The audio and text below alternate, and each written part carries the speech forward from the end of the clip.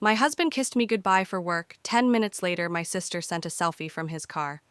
My name is Harper Lane, and the box with my name on it almost destroyed everything I built. It was supposed to be a quiet Tuesday. No cake, no candles. Just me, my desk at Fort Arlington, and a black coffee I didn't even have time to finish. I've never been the type to make a big deal about birthdays, especially not at 36, while stationed between deployments buried in logistics paperwork. I didn't post about it, I didn't tell anyone, and honestly, I liked it that way. Until the box arrived. It was just sitting there on the bench outside admin. Brown cardboard, no ribbons, no gift bag, no handwriting, just a printed label to Harper Lane, spelled perfectly, almost too perfectly. I picked it up with one hand. It wasn't heavy, but there was weight. Not the kind you feel in your arms, the kind you feel in your stomach. The tape was sealed edge to edge with almost mechanical precision diagonally across the underside, like it had been packed in a factory, not someone's home. And it smelled faintly like lavender and glue, familiar in a way I couldn't place yet. I turned it once in my hands when Lieutenant Coulson, my commanding officer, walked by. His eyes landed on the label and froze. "Where'd you get that?" "Front bench," addressed to me. He didn't blink, just pointed. "Don't touch it." I blinked, half laughing. "Sir, that's not a gift. Step back from it now." You know that feeling when someone says something that cuts through the air so cleanly it silences your heartbeat. That was the moment. Coulson wasn't the dramatic type. He didn't use words like that unless he meant it. He crouched and studied the bottom corner of the box, then muttered Apex Hall Logistics. Damn it. A small blue logo. So faint you'd miss it unless you were searching. "Who are they?" I asked. He stood up straight. "Company flagged for customs fraud last quarter. Tried to sneak counterfeit tech through a civilian contract. Any package with that label is considered high risk until cleared. If it came to your name with no known sender, you need to report it. Now." I didn't argue. I walked it down to internal security like it was ticking, but the whole way there, one thought scratched at the back of my mind. Why did this feel so familiar? I'd seen that tape before, that logo, that smell. It wasn't military, it wasn't from an enemy, it was from my past. 2 years ago, I visited my sister Camilla in Chicago. She was surrounded by business inventory, as she called it, handmade candles, thrift store trinkets, boxes packed with art. But in truth, it looked more like a failed Etsy warehouse. And the tape on her packages? It matched this one. Exactly. I handed the box over to the officers and stepped outside, my breath unsteady. The sun was hot on the asphalt, but I felt cold all over, not from fear, from recognition. Camilla had sent it. I knew it in my bones. But why would my sister send a package like this with no warning, no name, and through a logistics company flagged by the federal government? I dialed my mom. She picked up on the second ring. "Happy birthday, sweetheart. Did it arrive?" Did what arrive? The little something we sent, just a surprise. From all of us. You know how proud we are of you. You're our rock. I nearly dropped the phone. Our rock. That wasn't something my mother said. Not ever. Not unless she was hiding a matchbox behind her back while the house was burning. If you've ever had that moment, when someone close says something that doesn't fit their mouth, like reading lines from a play they don't believe in, you know what it means. It means they're trying to hide something behind affection. And I knew without a doubt that what was inside that box wasn't just a poorly timed birthday gift. It was bait. It was set up. And I had just handed it to military investigators. If you've ever had your name show up on something you didn't sign, if you've ever had a family member smile while setting you on fire, leave a like and stay with me. This story, it only gets messier from here. And I promise the truth at the end is worth it. They say your gut knows before your brain can process. Mine did. As I stood outside the internal security office, phone still warm in my hand after that bizarre call with my mother, I wasn't just suspicious, I was alert in a way only years in the Army had trained me to be. My name wasn't just printed on a shipping label, it was being used. And I needed to know how deep that hole went before it swallowed me whole. I didn't go straight back to my office. I wandered toward the back lot where we parked the transport units, pretending I had something to check on. In reality, I just needed air, or maybe space to think without fluorescent lights and acronyms pressing in. Camilla, my sister, 3 years younger, always softer, always charming in a way that could talk its way around rules. She wasn't malicious, that's the worst part. She never plotted like a villain. She simply used people the way some people use Google. You were a tool, a resource, until she needed another. She once convinced a landlord to waive her late fees by pretending to be a grief counselor after a breakup. Another time, she sent me a $200 invoice for emotional labor because I forgot to wish her luck before an art fair. But nothing had ever crossed into criminal, or so I thought. I pulled up my old emails, search Camilla, pages of unresponded messages. One stood out, a year-old subject line, quick favor. I opened it. Hey sis, I'm in between units for this new business I'm working on, Bloomhouse Studio, and it'd be so much easier if I could use your address temporarily for shipping. Nothing shady, just storage. I'll swing by next month and pick it all up. Love you. I'd never replied, never said yes. But clearly she hadn't needed my permission. I walked back inside, ran into Lieutenant Coulson near logistics. You all right? He asked, not unkindly. No, not really. Security flag it? They're still scanning the label, but it's looking layered. He nodded like he already knew. Keep your head clear and get ahead of this. That phrase struck me. Get ahead of this. Because if I didn't, someone else was going to write the story. And I'd be the villain, not Camilla.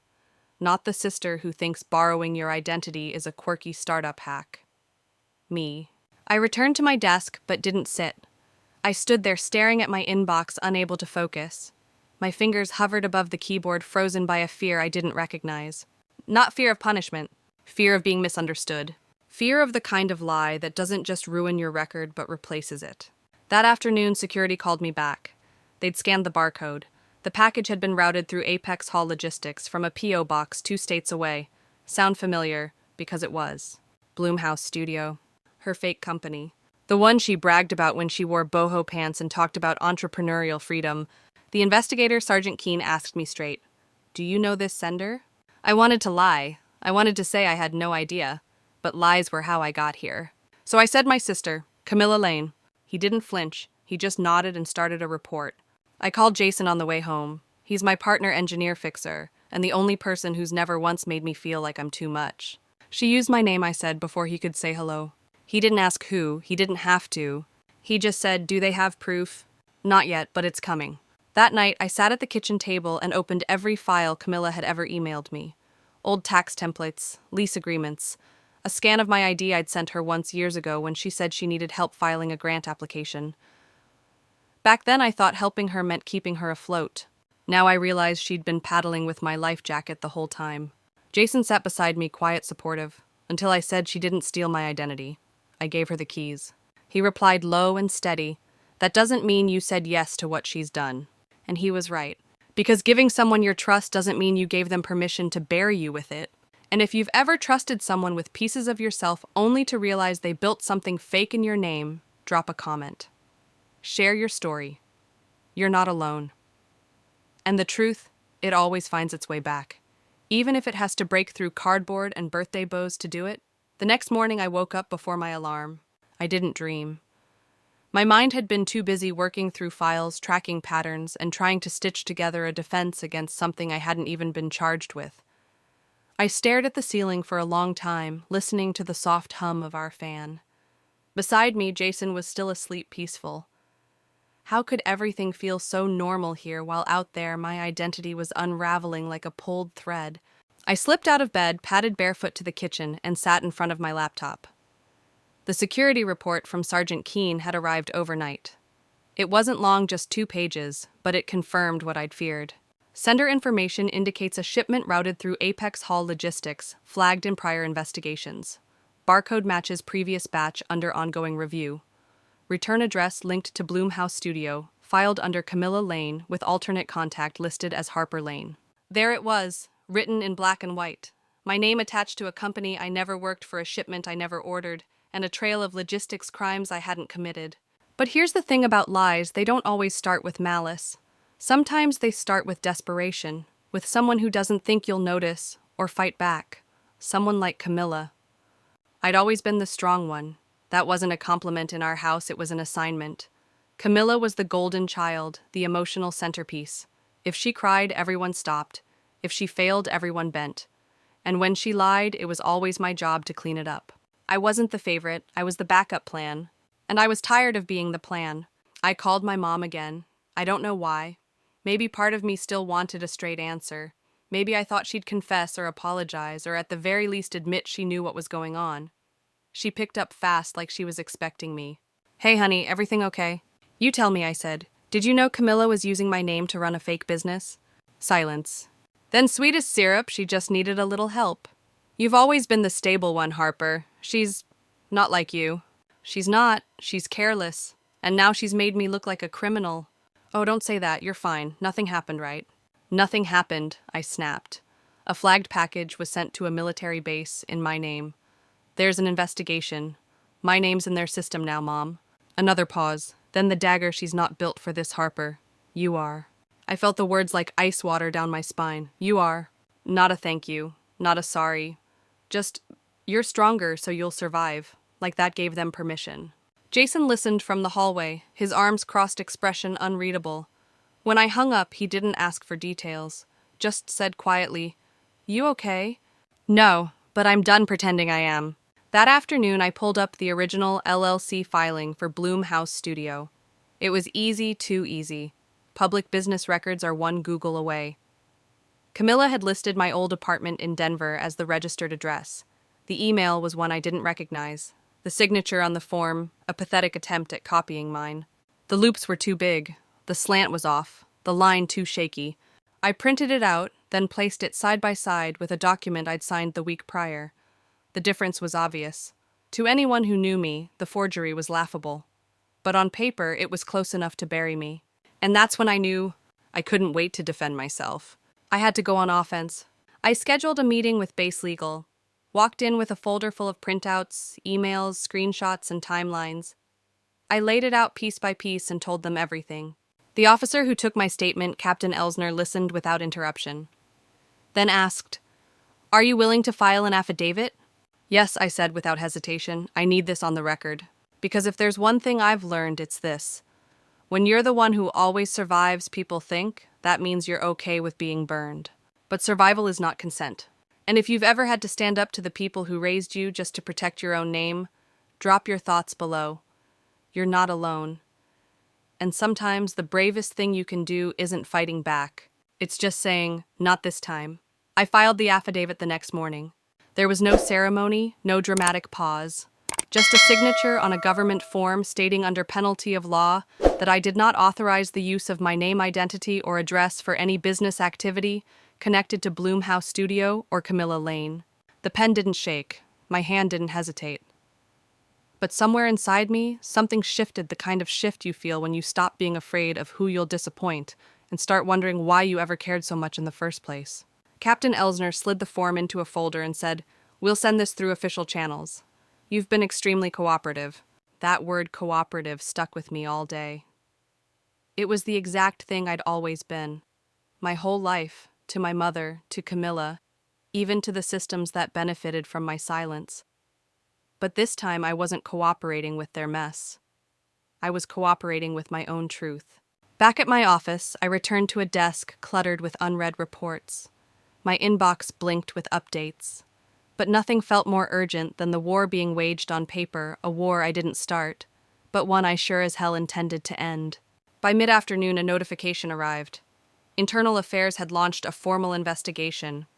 Not into me, into Bloom House, into shipments, wire transfers, the P.O. box, the fake W-2 documents, all of it.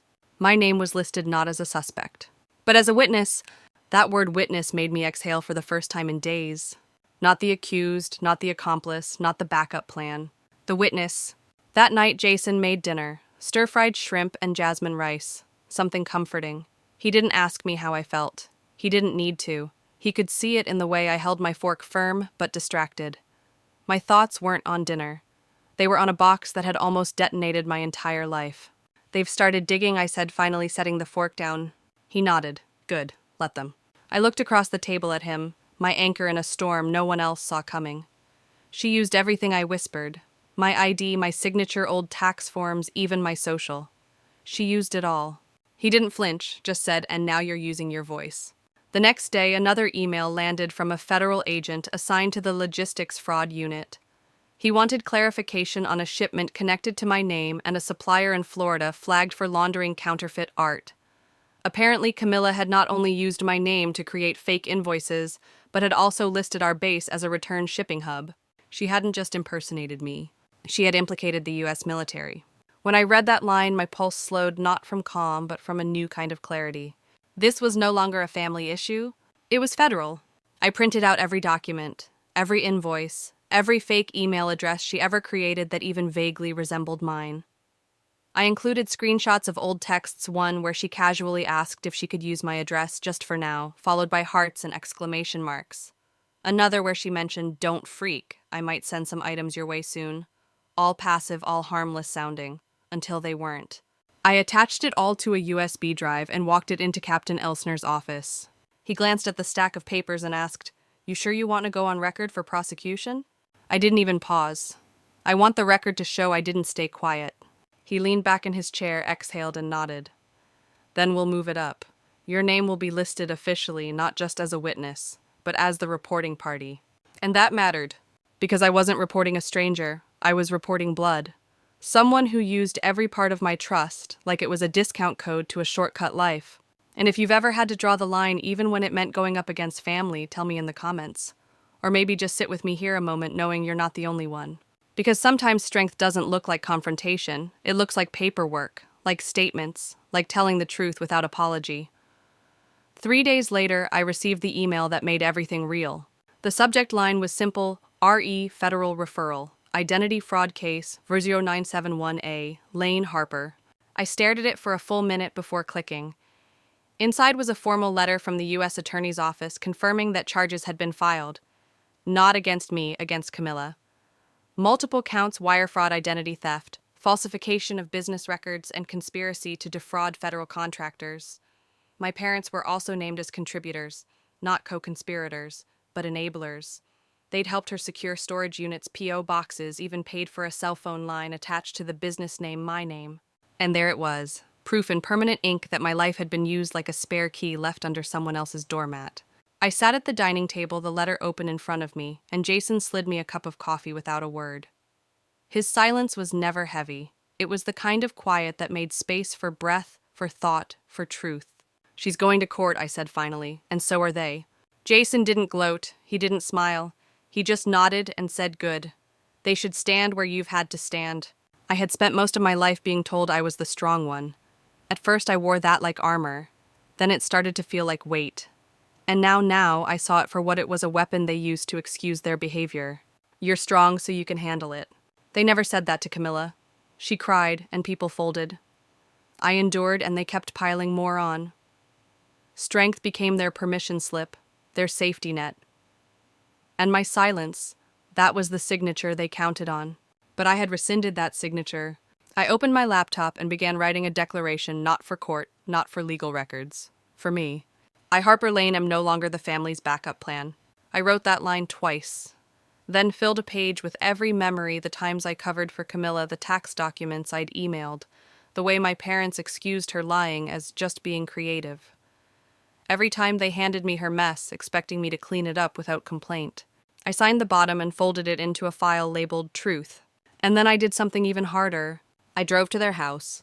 It wasn't about confrontation. It was about closure. If they were going to tell the story, I wanted to make sure they at least saw the truth once, even if they chose to ignore it. My father answered the door, his expression carved from years of practiced denial. My mother stood behind him, her cardigan too crisp, her smile too tight. "You didn't have to come all this way," she said. "I'm not staying," I replied. "This won't take long." I handed them the folder. Inside, printouts of the LLC registration, shipping records, forged invoices, and the subpoena from federal court. "I told you both a year ago not to let her use my name." "She said it was temporary," my mom whispered. "She said you agreed. And you believed her over me." "She cried," my dad said, as if that was explanation enough. "And I bled," I answered. But that never counted, did it? They didn't argue. They didn't apologize. Because apologies would require admitting that for years they'd sacrificed one daughter to protect the illusion of another. I turned to leave. "You know this could ruin her," my dad called out. I didn't even turn around. It almost ruined me. If you've ever been expected to carry someone else's consequences because you can handle it, tell me below. And if you're tired of being the one who always holds it together while everyone else falls apart, just know this. You're not alone, and you're not obligated to be strong for people who refuse to be decent.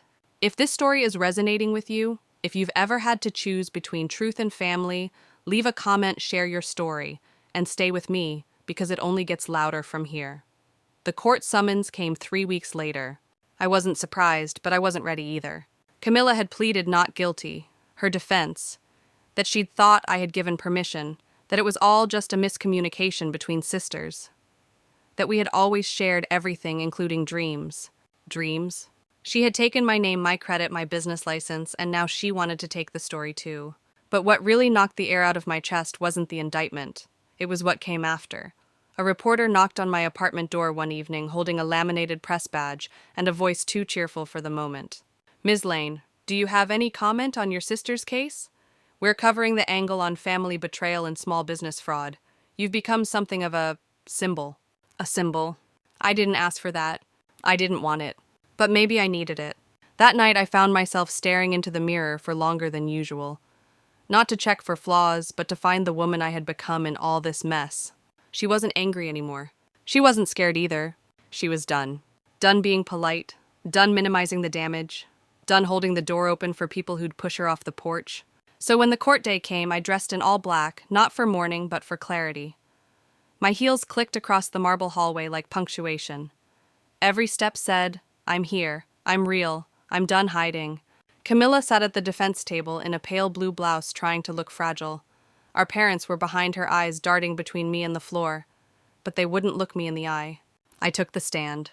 The prosecutor asked me to explain in my own words how I discovered the fraud. I told them everything. The discovery, the paperwork, the confrontation, the silence that followed.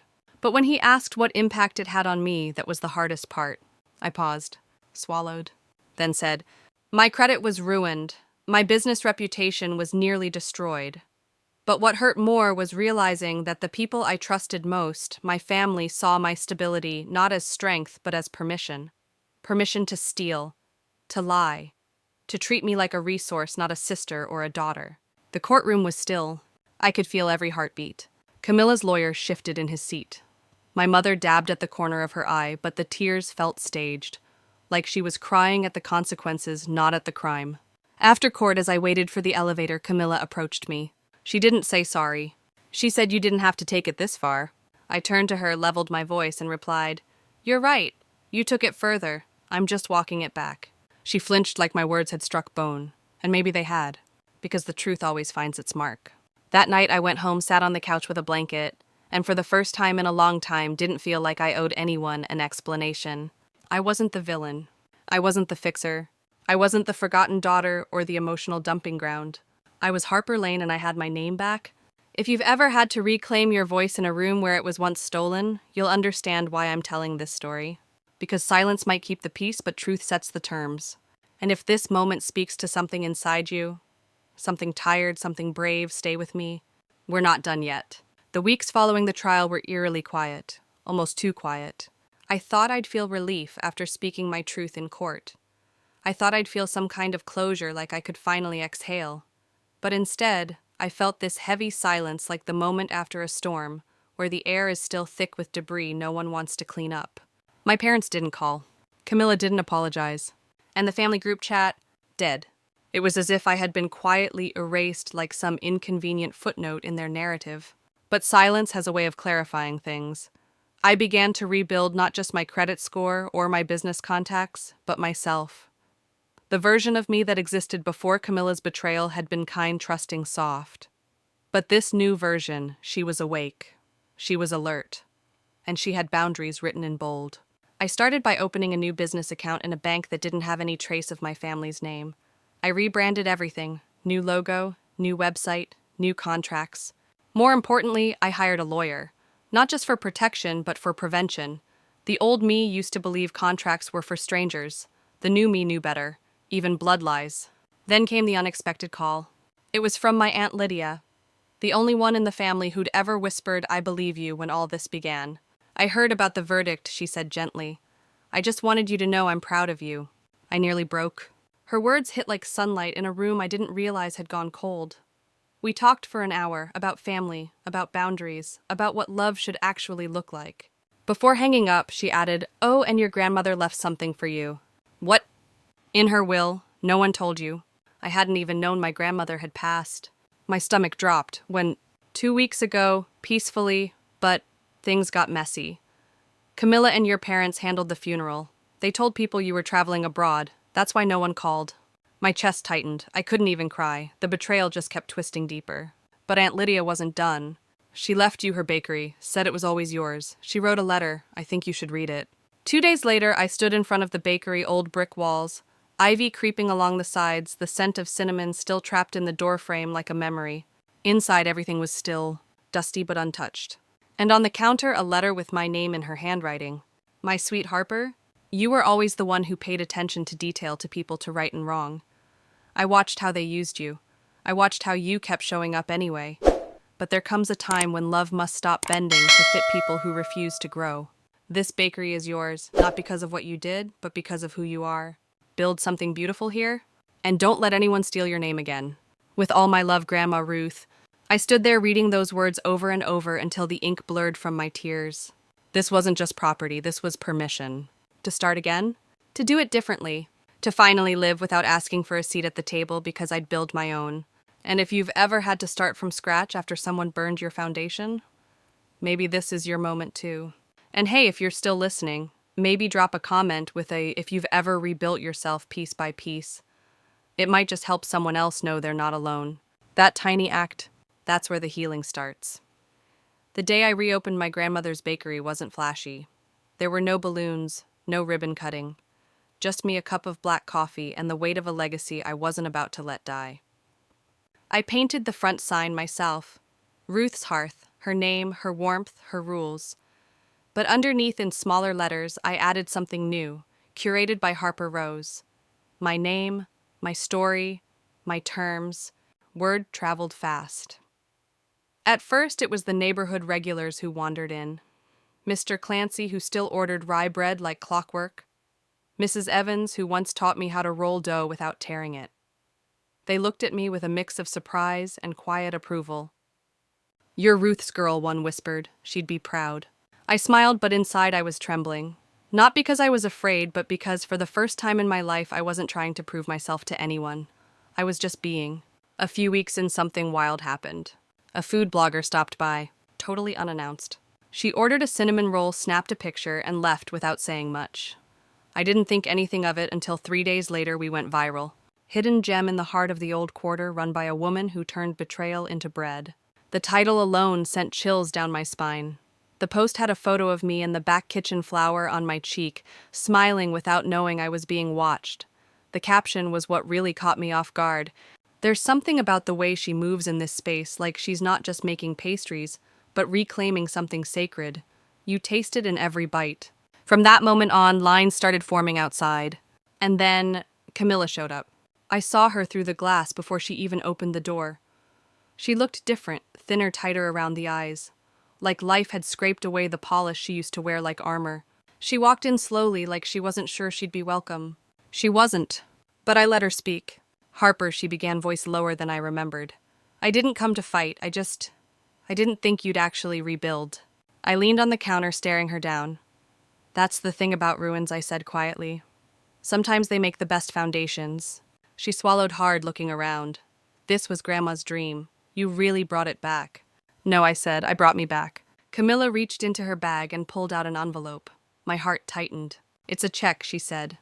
"I got a settlement from one of the banks. Part of what I took. I don't expect you to forgive me, but maybe this can help." I didn't take it. "Forgiveness isn't a transaction," I told her. "It's a boundary, and I've got mine now." She nodded. For once, she didn't argue. Then she turned, walked out, and I didn't look back. 'Cause I was done walking backward. That night, as I swept the floors and wiped down the counters, I felt something shift. Not just in the bakery, but in me. Peace. Not the kind that's handed to you, but the kind you earn. If you've ever rebuilt yourself from ashes, if you've ever stood face to face with the person who burned you and chose not to let hate win, then you know that peace isn't soft. It's steel wrapped in velvet. And maybe, just maybe, this is your sign to reclaim your own space, quietly, powerfully, without needing applause. Because sometimes the loudest revenge is healing out loud. The following morning, I opened the shop an hour earlier than usual. I didn't expect a rush, but something inside me was restless. Like I needed that extra hour alone, just me and the scent of cinnamon, to remind myself why I was still standing. I was kneading dough when the bell above the door chimed. I looked up, flour on my arms, hair tied back, and there she was again. Not Camilla. My mother. I didn't even know she was back in the state. She looked older, not just aged, but tired in a way I couldn't quite place. Her heels clicked softly against the tiled floor as she walked toward the counter. She held her purse like a shield, eyes scanning the walls. The glass cases, the framed photos of Grandma Ruth I'd hung up just the week before. She said it still smells like her in here. I didn't reply. I let the silence settle in like dust on a windowsill. Finally, she spoke again. Your sister said she came by, said you didn't take the check. I didn't, I said simply. She nodded like she expected that. I just thought you might want to know. She's moving, out of state, starting over. I hope she does it differently this time, I said, turning my attention back to the dough. Differently than how she started with me. Mom stepped closer. Harper. I didn't come here to argue. I came to say something I should have said a long time ago. I paused. She took a breath that trembled through her chest. You were never second best. You were just the quiet one. The one who didn't ask for anything. And I mistook that for not needing, for not deserving. Her voice cracked. I was wrong. I kept my hands on the dough. You let her steal my name, my savings, my future, and you asked me to forgive her like it was a scratched record, not a shattered life. I know, she whispered, and it cost me you. That sentence hit harder than I expected. Not because it was cruel, but because it was true. She placed something on the counter. It wasn't a check. It wasn't a gift. It was a photograph. One I hadn't seen in years. Me, her, and Grandma Ruth standing outside the bakery on my 10th birthday. My face smudged with frosting. Ruth's arm wrapped around my shoulder like a shield. I didn't cry. I didn't smile. I just stood there letting the memory float to the surface. Do you want anything? I asked quietly. She looked surprised. A coffee would be nice. I poured her a cup. Black the way she used to drink it. We sat in silence for a while. Two women with too many words and not enough time. Before she left, she said, You don't have to forgive me today. Or ever. But I hope someday you'll remember me not just for how I failed, but for trying even if it was too late. She walked out, leaving behind only the echo of her heels and the faint scent of rose perfume. I stood there staring at the photo on the counter, realizing something profound. Forgiveness isn't a gift we give to others to make them feel better. It's the door we open when we're ready to breathe again. And for the first time, I wasn't holding my breath. If you've ever faced a parent who let you down, who picked silence when you needed protection, and if you've stood tall anyway, building something of your own from the rubble, then maybe you know what it means to forgive without forgetting. Sometimes the real healing starts when you stop waiting for the apology and start living like you never needed it. If this moment touched something buried in you, a truth, a scar, a soft place that's still healing, I'd love to hear about it below. Maybe we're not alone in the way we rise. Maybe someone else needs to read your story too. 3 days later, I found a folded letter slipped under the bakery's door. It was Camilla's handwriting. No envelope, no stamp, just a single sheet, like she didn't want to give it permanence, or maybe she thought she didn't deserve to. I held it in my hand for a moment, before I even opened it, unsure if I was ready for more manipulation, more half-hearted attempts to reclaim something she destroyed. But curiosity, or maybe the part of me that once loved my sister, made me unfold it. Harper, it began. I used to think the world owed me chances just because I wanted them. That was already more honest than anything she'd ever said aloud. I didn't just take your name. I took your place in our family. You were the steady one, the invisible net that caught us all. And I never thanked you. I just stepped on it. Her words spilled like confessions she'd rehearsed 1,000 times and never said. I lied because I didn't think I'd ever have to face the consequences. I forged your name because I thought if it worked out, no one would get hurt. But I destroyed your credit, your trust, and your peace. And still, when I saw your face at the shop, you didn't scream. You didn't throw me out. You just looked like I used to look at Mom, like I had disappointed you so deeply, even yelling would have been a mercy. I blinked, my throat tightening. I'm sorry, Harper. For every time I made you smaller so I could feel bigger. For every time I laughed when you cried because Mom told me you were too sensitive. For stealing from you and expecting your silence. Then the letter paused. I'm moving to Oregon. I found a job at a women's shelter, ironic I know. Maybe it's the first step toward making something of myself that doesn't involve stealing someone else's life. There was no request for forgiveness, no plea for reconciliation. Just a line at the bottom: I hope you become everything I tried to pretend I already was.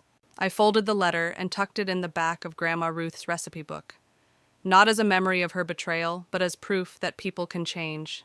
Not always, not quickly. But sometimes when the world finally gets quiet enough, even guilt can whisper something redemptive.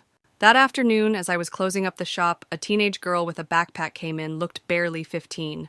"You hiring?" she asked, chewing her lip. I smiled gently. "I might be. What's your name?" "Lena." She reminded me of me, guarded, sharp-eyed, a little tired of adults who broke more promises than they kept.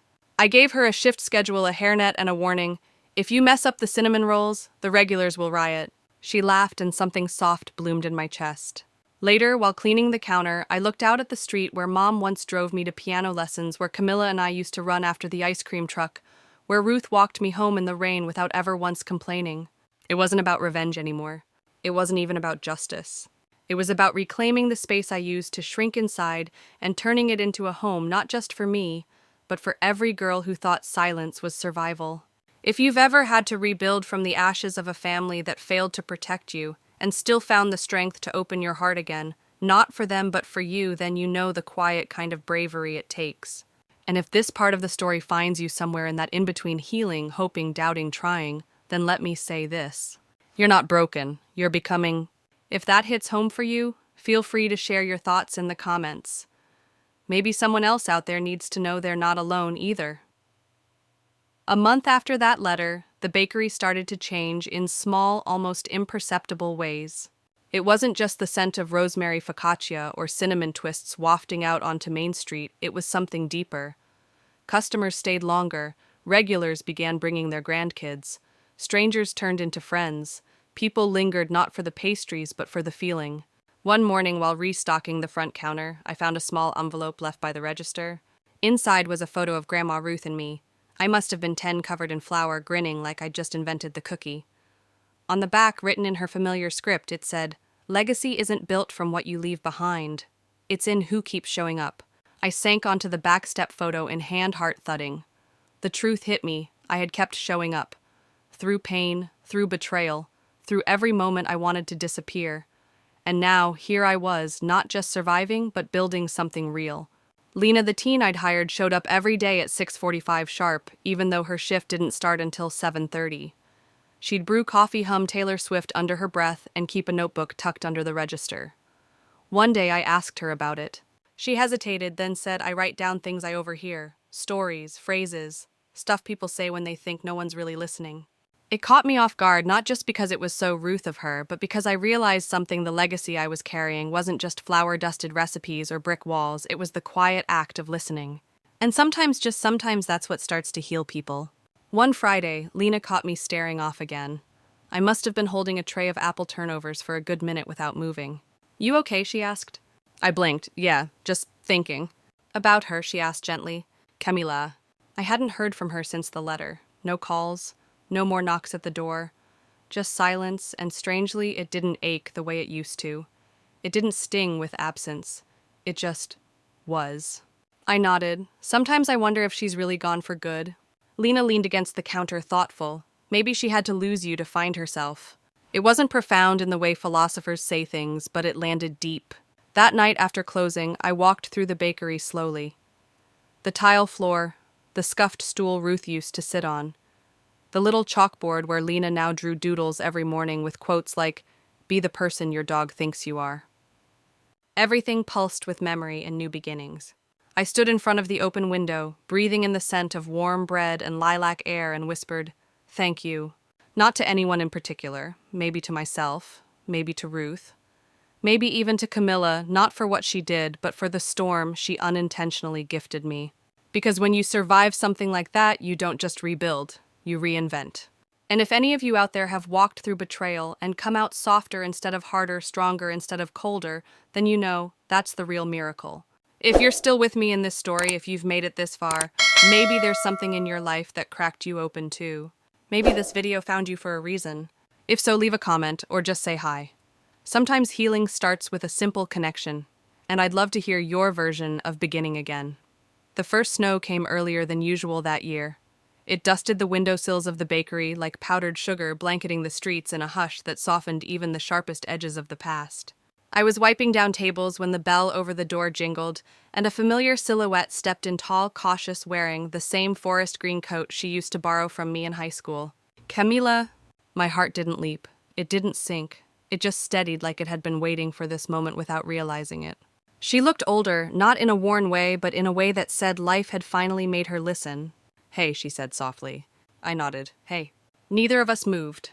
She looked around the bakery, her gaze lingering on the chalkboard, the jars of jam, the corner table where Ruth used to sip her tea and scribble notes. "You kept it," Camilla said. "No," I corrected. "I built it." There was no accusation in my voice, just fact. It landed with more weight than any confrontation ever could. She swallowed, her hands tucked into her coat sleeves like a child expecting punishment.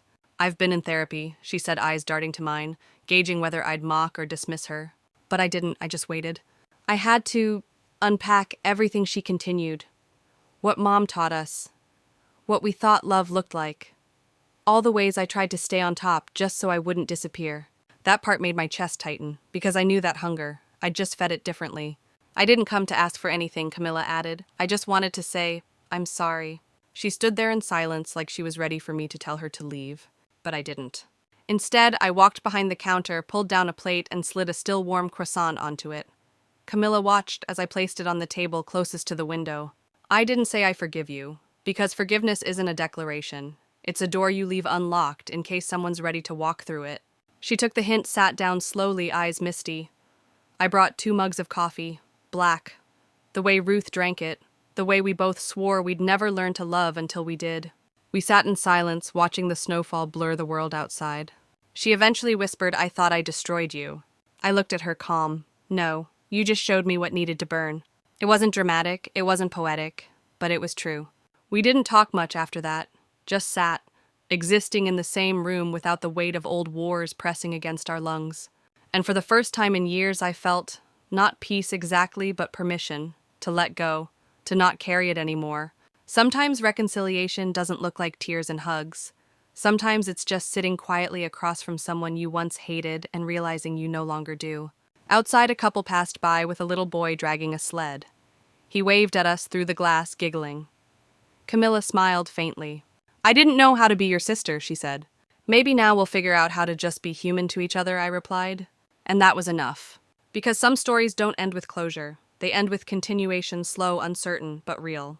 If you've ever faced someone who broke you and found grace instead of rage, then you know the kind of strength that takes. And if you're still listening, still watching this far into my story, maybe it's your sign too. You don't have to forget. You don't even have to forgive right away. But you can choose not to carry it anymore. And that choice, that freedom, might be the most powerful revenge of all. 3 weeks later, just as the town began stringing up holiday lights and the scent of pine lingered in the air, a letter arrived at the bakery. No return address, but the handwriting was unmistakable. It was my mother's. For a moment, I stared at the envelope, feeling my throat tighten. I hadn't spoken to her since the day I walked out of that suffocating house with nothing but my name and the key to Ruth's bakery in my pocket. I debated tossing it, burning it, pretending it never showed up, but I didn't. Instead, I opened it slowly, almost warily, like disarming an old landmine. Inside was a short letter, no apologies, no acknowledgement of the past, just a matter-of-fact statement that she and my father were retiring, downsizing the house, and wanted me to come collect whatever sentimental junk I'd left behind, or they'd be donating it all to charity. I sat there for a while, letting the words settle like dust. There was no warmth in it, no olive branch, just control repackaged in politeness. But then I remembered what was in that attic. My journals, the old Polaroid of Ruth and me with flour on our faces, my college acceptance letter they never acknowledged, and one small wooden box Ruth had given me the week before she passed. It wasn't about things, it was about history.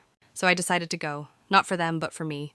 When I pulled into the driveway of the old house, I sat in the car for a good 10 minutes, heart racing like I was 16 again, and about to get grounded for speaking up. The door creaked the same way it always did. My father glanced up from the TV but said nothing. My mother didn't even look my way, just waved vaguely toward the stairs. That should have hurt, but instead it made me feel strangely powerful. They hadn't changed, but I had. Up in the attic, I found the box Ruth left. Inside, wrapped in faded tissue paper, was her bakery ledger. Every recipe, every note she'd scribbled in the margins, even the doodles she made when she was bored. It was like holding her in my hands again. There was also a letter, her handwriting soft and loopy. If you're reading this, it means you chose to come back for it. That means you're not done, and neither is the story. Keep writing it in flour and fire and whatever peace you find. And remember, your worth is never up for debate. I didn't cry. Not then, but I felt something shift deep inside me. A click, a closing, or maybe an opening. I gathered my things, carefully packed Ruth's box, and turned to leave. As I stepped off the last stair, my mother finally spoke. You could have been more grateful, you know. We fed you, clothed you. I paused at the door, and I turned slowly. I was never asking for more than that, I said. Just not to be erased. She scoffed. You always were dramatic. I smiled, not bitter, just tired, maybe. But at least now I own the script. As I stepped outside, the cold air wrapped around me like freedom. I didn't slam the door. I didn't yell. I just left, and that somehow was the loudest thing I'd ever done. Walking back to my car, I realized something. Closure doesn't come from apologies or confessions. Sometimes it comes from walking away with your head high and your soul intact. And if you've ever had to return to a place that hurt you just to prove to yourself that it no longer holds power, you know exactly what I mean. If this part of my story speaks to something in you, if you've ever opened a letter you never asked for or faced a silence louder than any scream, then maybe it's time to go back only to gather your pieces and finally leave whole. And if you're still with me, still listening, leave a note in the comments, just a dot or a word, something to say I made it. I'm healing too. A week after I brought Ruth's box home, the bakery hit a milestone I hadn't seen coming. We were featured in a local holiday segment on Channel 5 News. Some journalists stumbled across our cinnamon wreaths through a friend of a friend, and suddenly we were booked solid for weeks. But the most unexpected moment came one snowy Thursday morning when a tall, sharply dressed woman walked into the shop just after opening. She didn't browse, didn't even glance at the menu. She looked straight at me and said, "You're Natalie Brooks, right?" My heart skipped. I braced myself. "Yes?" She smiled. "I'm Carla Hastings, from the Hearth Fund." I blinked. "The what?" She chuckled. "We're a non-profit that funds women-owned businesses rooted in community impact. A little bird told me about your story and about a bakery that reopened after decades and became a second home for folks who needed one." I didn't know what to say. She continued, "We're awarding you a grant, not just for your resilience, but because what you've built here, it's more than bread, it's healing." I stood there stunned. Carla handed me a folder and said, "It's not just the money, Natalie. It's what you represent." I waited until she left before opening the envelope. Inside was a check for $75 and a letter acknowledging Ruth's legacy, my role in resurrecting it, and the impact we'd made in the community. I sat down on the stool behind the counter and just stared at the paper, not because of the money, but because someone saw it. Saw me. That night after closing, I sat at the window of the bakery and looked out at the falling snow. And for the first time in years, I didn't feel like I had something to prove. I thought about Ruth, about the way her hands moved when she braided dough, about the soft hum she always carried in her throat when she worked. And I realized I hadn't just kept her story alive. I had written my own. But then came the call. It was late. The number was familiar, but I hadn't saved it. I hesitated, then answered. "Hello?" A beat, then a voice I hadn't heard in months. "Natalie, it's your brother." My stomach dropped. "I know I'm probably the last person you want to hear from," he said. "But Mom had a stroke." I froze. The word didn't register at first. "She's stable," he added quickly. "But it's serious, and she's asking for you." I didn't say anything. He continued, "Look, I know things got bad, but she's scared, and I think she knows she went too far." The silence between us was heavy. "I'm not asking you to forgive her," he said quietly.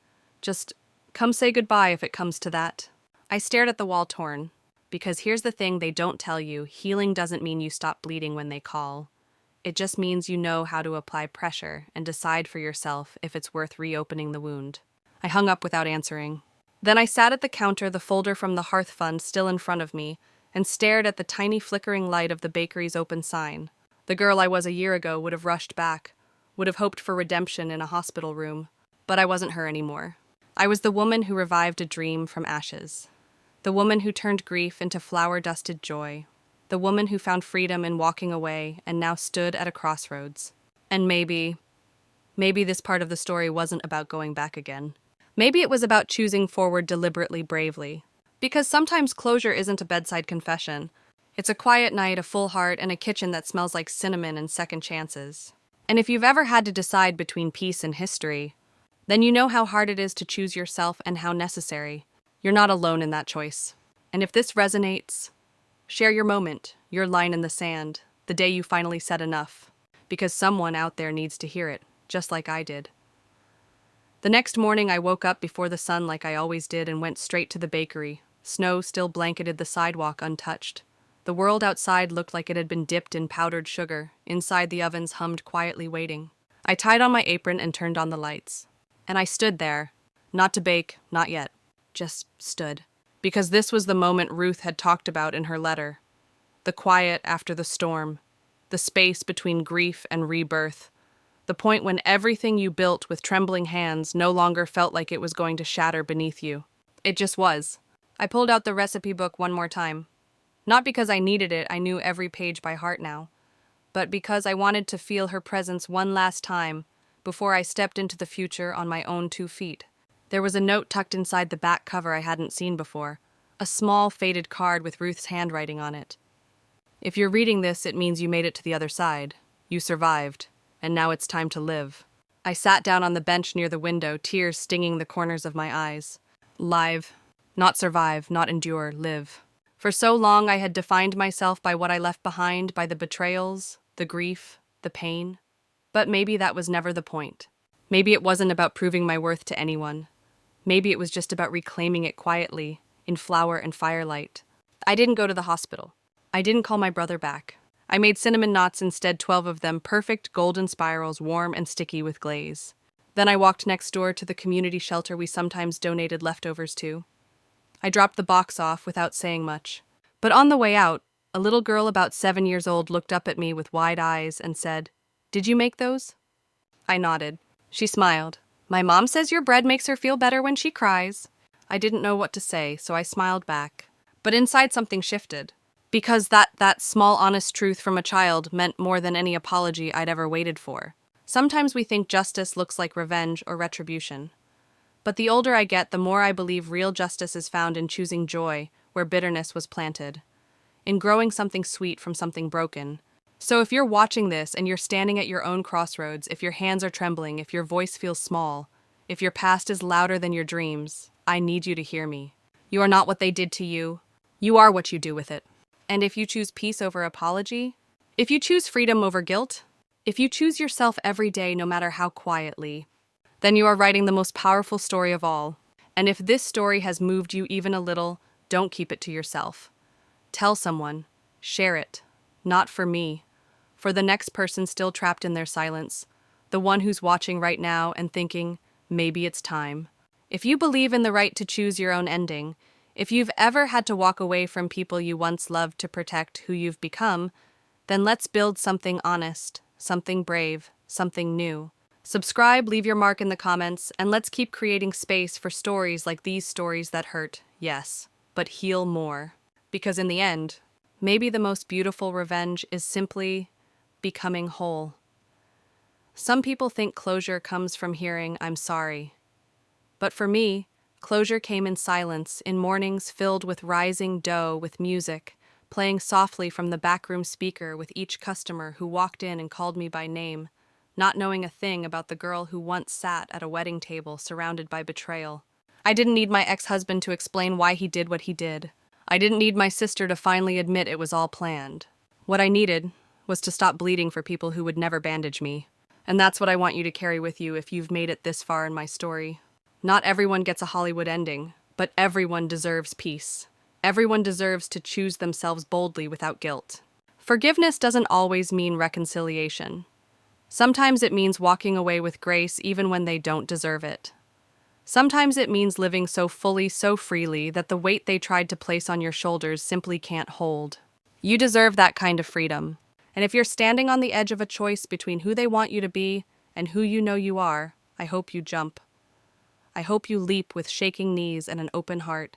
'Cause on the other side of that leap, there's a version of you that's been waiting. brighter, lighter, real. And she's not begging for a seat at anyone's table. She's building her own. If this story meant something to you, let it echo. Like, subscribe, drop a comment.